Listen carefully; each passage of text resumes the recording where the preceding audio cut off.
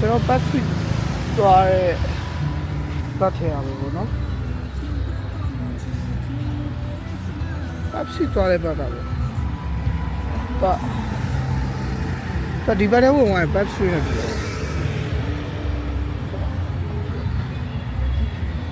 မတ်ဘာလို့သူရှောက်အောင်ပဲပြောတာပါလေမက်တိုင်နဲ့လမ်းလျှောက်နေတာပါ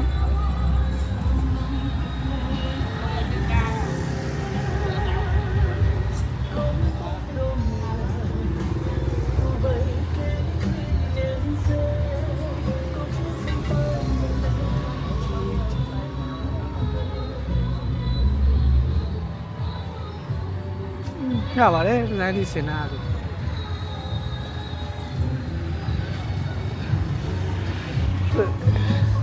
ဒီဇိုင်းစင်တဲ့နေရာလေးတော့လှတယ်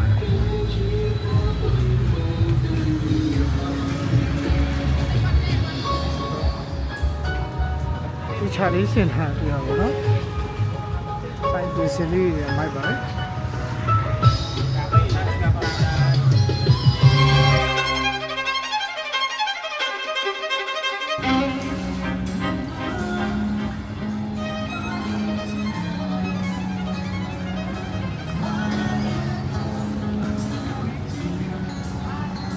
ဘာအမ်ပလက်လေးအပြင်ထုတ်တာပေါ့နော်ဒီဆိုင်လေးက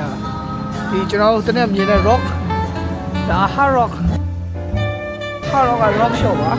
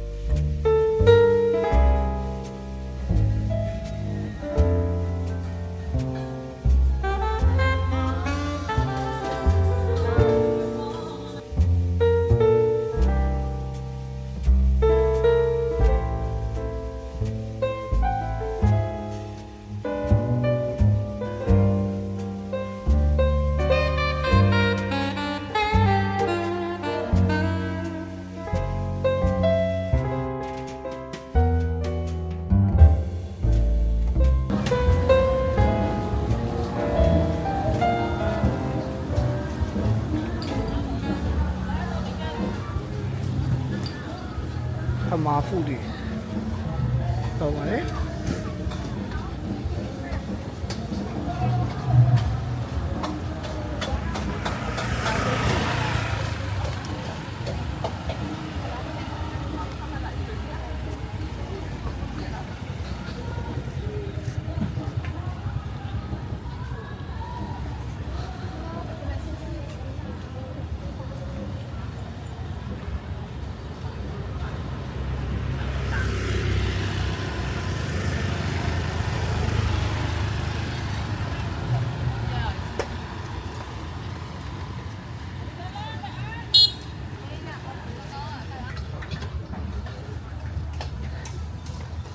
ဒါကျွန်တော်တို့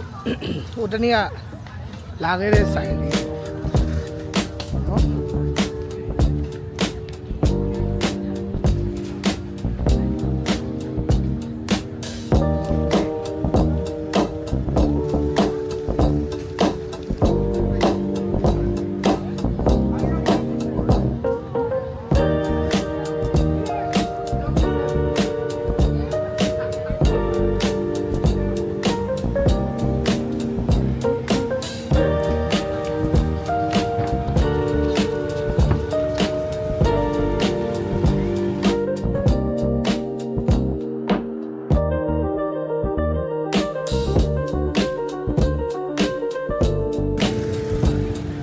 နိုင်မကအရင်ရှိပါတယ်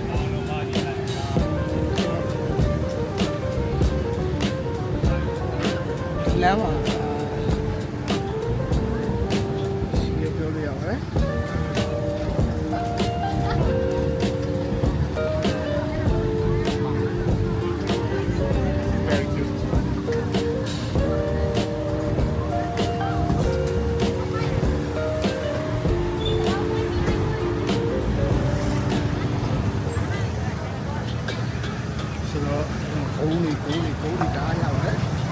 ကုန်းတွေကမာတွေစုံပါတယ် ပြန်လာမှပြီးတော့ခုဒီ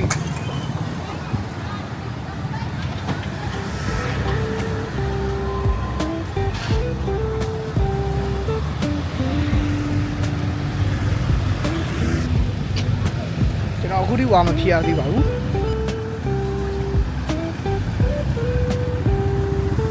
ဆိုတော့ဒီဘက်ကနေဖြတ်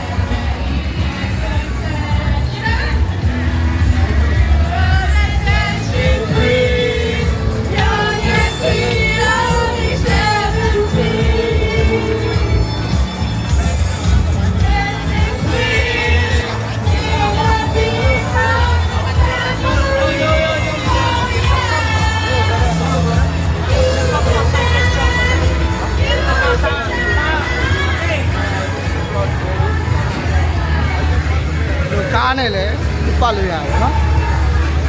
ဒီမှာကားလေးနဲ့သူတို့လာပြီးတော့တောင်းမိုက်ပါလေကားလေးတော့မှသူတို့ချေလို့လို့ရတယ်ကားဝေးဆိုလို့ရတယ်သူကသူတို့ဒီမှာ freedom ပေါ့နော်ချေလဲပေါ့အဲ့တော့တကယ်ရိုက်ခါနေပါလေ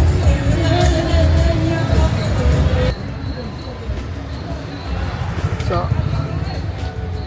ဒါလေးရတယ်လှတယ်နေရပါတော့သူတို့ညာစည်းတန်းပုံစံမျိုးလောက်ထားတယ်ဖြစ်တယ်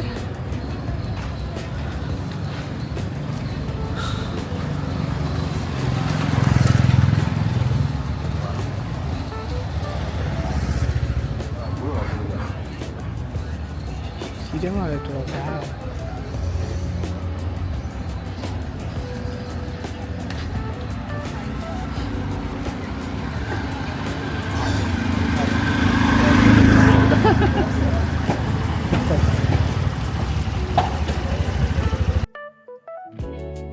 ရောက်ပါပြီဘူရန်အင်းလေးဖတ်တယ်မောရသေးရမှာစားမယ်မပြန်လို့ကျွန်တော်ရောက်တော့မှမကြသေးဘူးဒီနားလေးမှထိုင်လေးရတယ်ကျွန်တော်တို့ဒီမှာဖွင့်လာတဲ့ဘူရန်အင်းလေးဆိုတဲ့ဆိုင်နော်ဒီမှာကျွန်တော်ပထမရက်ကဖတ်တယ်မောင်းလေးစားကြိုက်လို့ပြန်လာစားတော့ဒီမှာဒီလို coffee တစ်ဖေးအညာလေးရနော်အဲ့ဒီလိုအင်းလေးဆိုတော့ကျွန်တော်အင်းလေးဟိုဟာလေးနဲ့စင်ထားပါတယ်ရုံးပိတ်ခွက်လေးနဲ့ဟုတ်နော်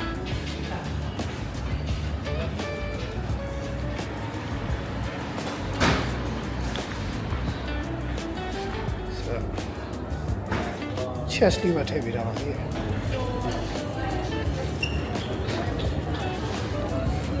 ဆိုတော့ဖတ်တယ်မောင်းလေးကြိုက်လို့ဒီမှာအတားကြီးလည်းမဖြေရသေးဘူးဆိုတော့ဖတ်တယ်မောင်းလေးနဲ့အတားကြီးဖြေပါမယ်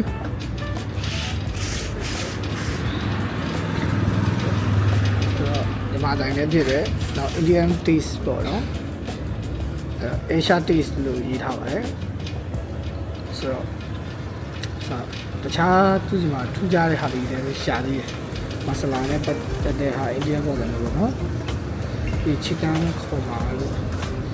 ချပါတီလို့ပလာတာလို့ခဏလေးရပါတယ်ဆိုတော့နားလေးတေးစမ်းကြည့်ပါပဲရောက်လာရင်လည်းပြပါမယ်ကျွန်တော်ဖတ်တယ်မောင်းလေးရောက်ပြီပေါ့နော်မောင်းလေးကိုချက်သားလေးနဲ့မှားလာပါတယ်ဒီမှာကျွန်တော်ဝါပြေမှာဆိုတော့သူဆန်ကောင်းကောင်းလေးနဲ့အိန္ဒိယဆန်ပေါ့နော်အဲ့လေးနဲ့လုပ်ပေးထားပါတယ်ဟုတ်ပြီးတော့တူကြကြမွေးငါးဟင်းရည်လေးနော်မွေးငါးဟင်းရည်လေးနဲ့စားပါမယ်ဒါကကိုရိုင်းအင်းလေးဆိုတဲ့ဆိုင်ပါပါ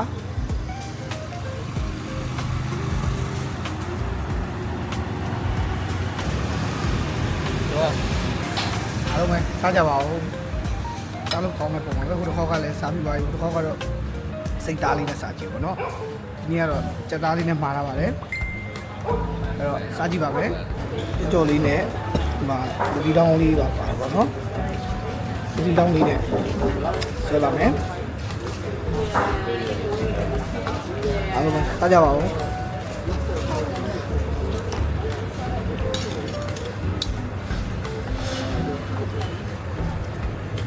ကောင်းတယ်ညမှာပစံနဲ့ကွတီဒီကျွန်တော်ဟိုတဲ့ဖားမောင်းကြိုက်တယ်ဖားမောင်းနဲ့ကွတီပါ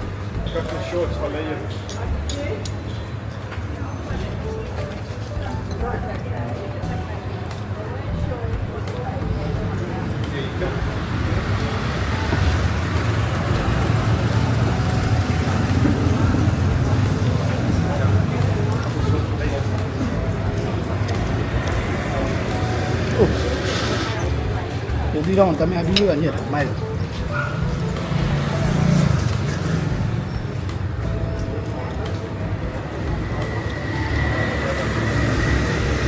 ငါရအောင်ရတာလည်းတော့ဘူးပေါ့မောင်ငါရပါ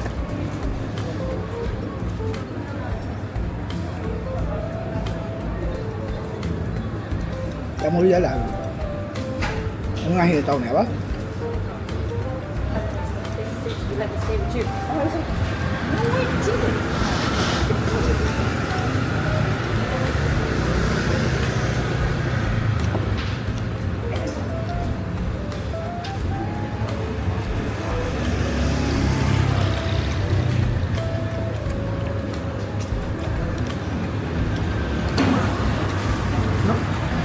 စားလိုက်ပါဦးခင်ဗျာ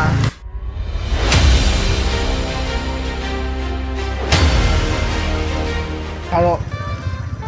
မြောက်ဘူးသေးတဲ့နေရာလေးပေါ့နော်ကျွန်တော်ဒီရဲ့မြင်တော့မြင်တယ်ဒီမီးလေးတွေကမရောက်ဘူးသေးဘူးနော်အခုသေးတော့